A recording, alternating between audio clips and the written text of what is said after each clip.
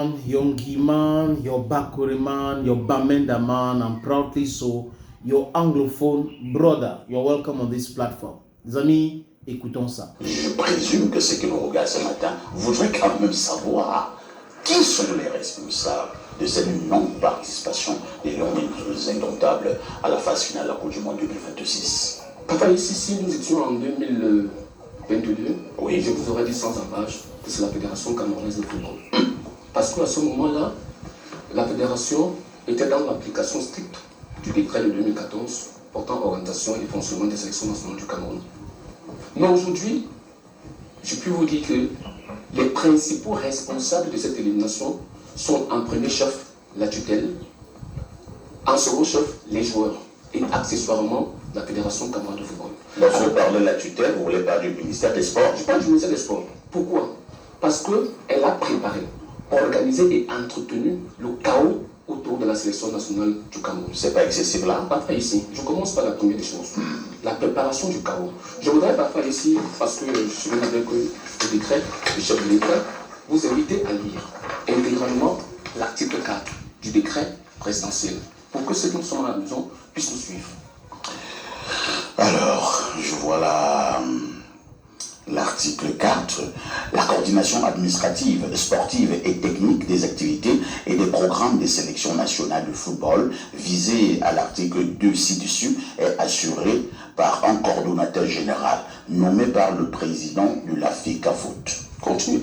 Le coordonnateur général est assisté de 2 adjoints nommés dans les mêmes forums. Alinéa 3, la rémunération du coordonnateur général et de ses adjoints est assurée par la FECAFOOT. Alinéa 4, les attributions du coordonnateur général et de ses adjoints sont fixées par un texte particulier signé par le président de la FECAFOOT.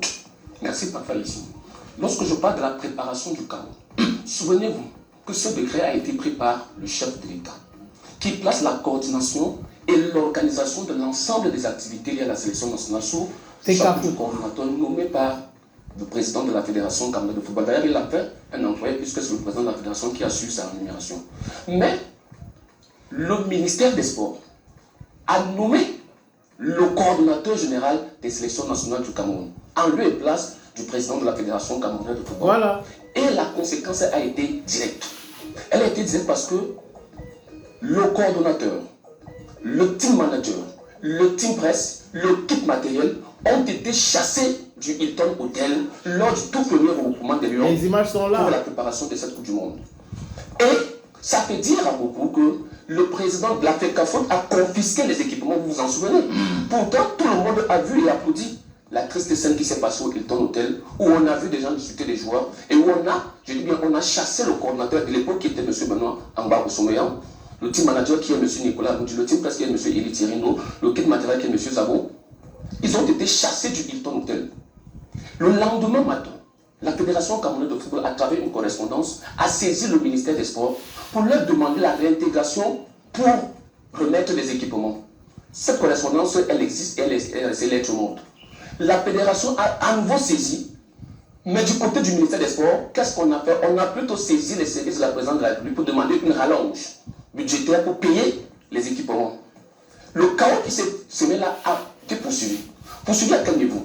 Lors du choix, souvenez-vous, quelques jours après, on va en Angola pour discuter la rencontre Cameroun-Angola à Luanda. En Angola, il y a un responsable du ministère des Sports qui a confisqué l'ensemble des passeports des joueurs, empêchant ainsi au commissaire de match de faire le contrôle qui se passe souvent avant.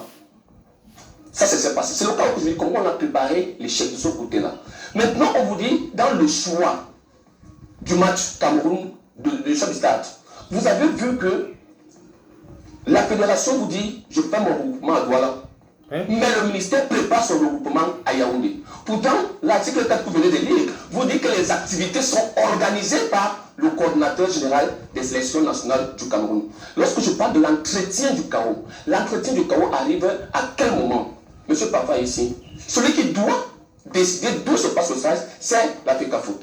Celui qui doit décider où est-ce que les Lions doivent loger, c'est la Fédération camerounaise de football. Mais on a vu, monsieur Papa ici, le Cameroun était à Kampala.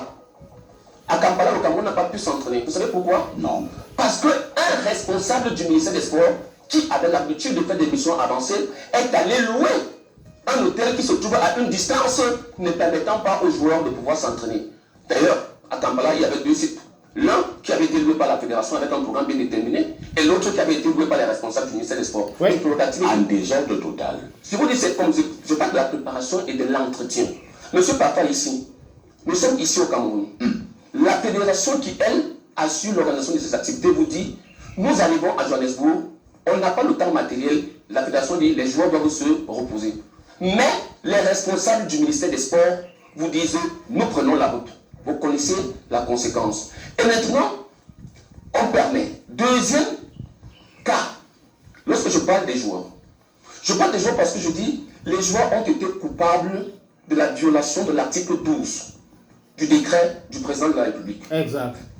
Je voudrais que vous lisiez encore cet article 12 pour que ceux qui sont à la maison puissent nous comprendre. Écoutez les amis. Il est là devant vous, l'article 12. Écoutez. Je vais souligner pour vous. Alors, je vois l'article 12 là.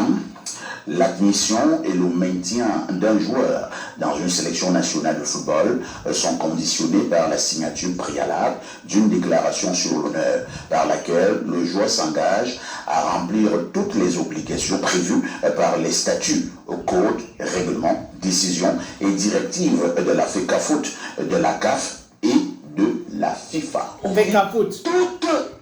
Tout ce que la FECAFOOT décide, les directives, les directions, vous devez vous plier. Mais vous avez vu des joueurs à la veille d'un match aller organiser Une conférence de presse tard dans la nuit, alors qu'il y avait une conférence de presse prévue par la fédération qui avait eu lieu à 16h. Mais nuitamment, ils sont allés organiser une conférence de presse en violation de ce texte-là. Conséquence des courses, on a vu qu'il y a eu un impact direct sur la performance des joueurs. J'irai encore plus. Les joueurs ont décidé, d'ailleurs il y a un qui a dit qu'il a pris celui que nous ne voyageons pas. André Onana. Il s'agit de qui? Mais André Onana. tout le monde connaît, c'est pas moi qui le dis. C'est pas moi qui le dis, les vidéos sont là. Où il a affirmé que moi je dis qu'on a pris la décision de ne pas partir. Ah, nous ne faisons pas des devinettes ici. Hein. Et quand on dit qu'on a pris la décision de ne pas partir, le lendemain, c'est cette élimination-là qui nous coûte ce que nous sommes en train de produire. Parce qu'on n'a pas pu battre le gardien de la place qu'on appelait les Swatini. La même chose s'est produite lors du Cap-Vert. La rencontre du Cap-Vert où les joueurs ont été d'une désinvolture totale. Désinvolture totale. Il y en a d'ailleurs qui ne battaient pas aux entraînements. Ouais. Il y en a d'ailleurs qui venaient là comme s'ils venaient faire des chambrettes. Ah bon? Oui, je peux vous le dire. Je peux vous le dire. Et les scènes qui se passaient au Hilton Hotel, M. Papa ici, c'était exécrable. Vous voulez parler de quelle scène? Mais vous voyez des joueurs, Des prostituées. des joueurs qui doivent jouer un match sont dehors à 23h. Ouais. Des joueurs qui ne sont pas au lieu du stage. Des joueurs où vous vous retrouvez avec des joueurs qui sont en liature à Yaoundé alors qu'ils sont supposés être en lieu de stage. Les joueurs ont été responsables de ce qui nous arrive aujourd'hui. Et accessoirement la fédération, pourquoi je dis la fédération? Parce que la fédération aurait dû prendre des décisions lorsque cela s'imposait. Ah ouais. Prenez des décisions, il fallait sanctionner ceux qui ont organisé, les auteurs de la conférence de minuit. Il fallait les sanctionner parce qu'il y a un précédent. En France, Le précédent, vous allez parler de l'équipe de France, avec Patrick Evra, Oui. qui était venu lire un discours annonçant la grève. Et il y a eu des conséquences. Deuxième des choses, les joueurs qui ont pris la décision d'aller jouer, de prendre la route, 5 heures de temps en route, il fallait les sanctionner. Parce qu'en les sanctionnant, ça permettrait aux autres d'être plus disciplinés. Je termine par là, parce que le président de la République avait dit, l'équipe nationale c'est comme l'armée. S'il n'y a pas de discipline, on ne peut pas avoir de victoire. Merci. Hein. Voilà la réalité de ce qui s'est passé, les amis. Je n'ai pas autre chose à dire. Je crois que aidez-moi à taguer Chop Chop parce qu'il semble ne pas comprendre ce qui s'est passé. Parce que quand vous faites les analyses ou les commentaires sur la base de rien, ça s'appelle le Congossa ou Blowing Hot Air. Je crois que Mathias Eric Onangini qui était là, il n'avait pas bien saisi ce que Castro disait. Maintenant, je crois qu'il faut qu'il écoute encore pour bien comprendre ce qui s'est passé avant de blâmer ceux qui devraient être juste là en train de faire leur travail et qu'on ne les a pas permis de faire leur travail. Aujourd'hui, on veut les blâmer. Donc, les autres, l'autre que Mani Bele a demandé d'enlever Lombanga dans son ANUS, il faut qu'on l'envoie à ces messieurs. Il s'appelle ou c'est Vaccine Ro, ou c'est Vaccine Ro, ou c'est Vaccin, ou c'est le Vaccin, ou c'est le Vaccin Ro. Je crois qu'il faut lui envoyer cela parce que ces gens-là sont caractérisés par la mauvaise foi.